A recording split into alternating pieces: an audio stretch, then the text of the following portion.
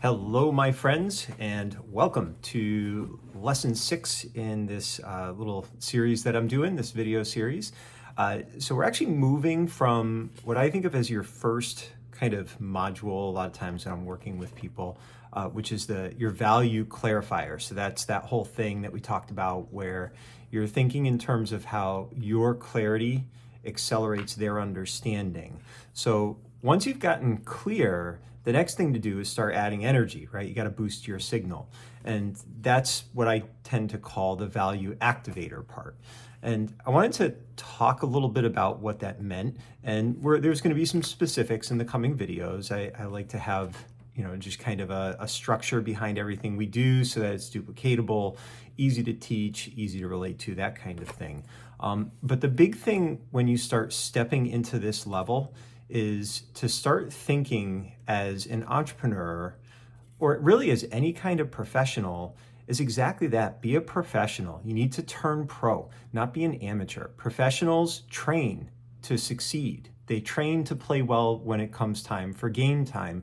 And they do that in advance. They don't show up and hope that they can figure it out. And a lot of times, especially talking with people who they're technicians, right? And maybe this is you. There's nothing wrong with this. It's just you're a technician. You have a skill set. You're really good at something and you've chosen to monetize it.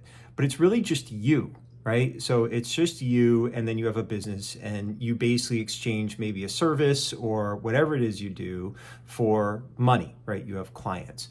But when you start thinking like a pro, you're starting to think about leveraging your effort so that it's not this transactional relationship anymore. There's I call it the business ecosystem, right? It's all the components and how when you tend to them in the right way, they scale, the impact scales, the level of return you get relative to the amount that you put in starts to increase and improve.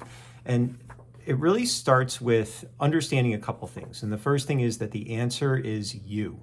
In the end, there's a little bit of a paradoxical nature to this because when we're thinking about a business can't be really to be scalable, it can't be what they call a keystone business where you are the business, but then at the same time, you are the answer.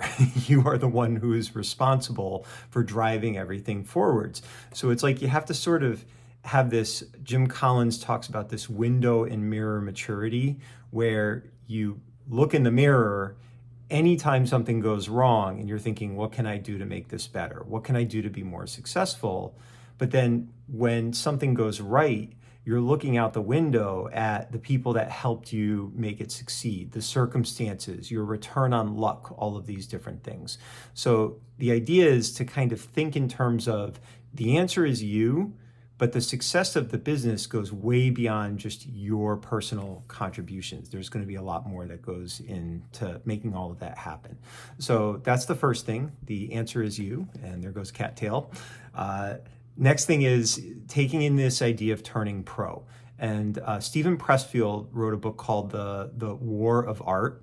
And then he wrote a follow-up called Turning Pro. And one of the things that he said that really, really always stuck with me is he said, he's a writer. And he said, I get the inspiration to write every morning at 9 a.m.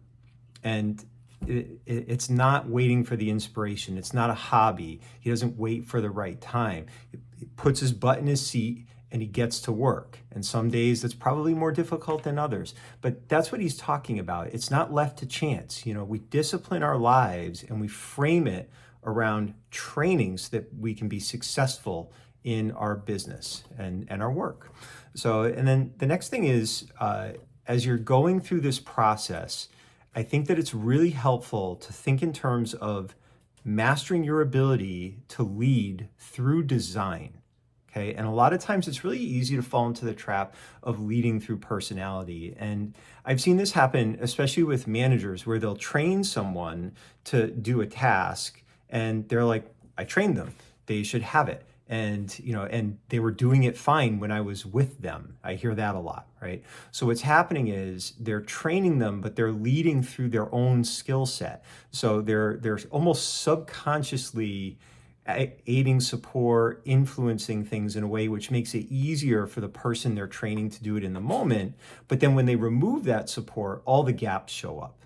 So we always want to think, how can we lead by focusing not on our individual efforts and how it's influencing our business's success, but instead, how do we lead by creating a design that we can teach everyone? And with staff members, I always said it's much better to think in terms of how can you make it easier for people to make the choices that they know they should be making, right, to produce the result that you're wanting to produce.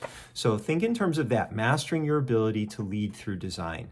And then the last thing is lower resistance, don't be the resistance.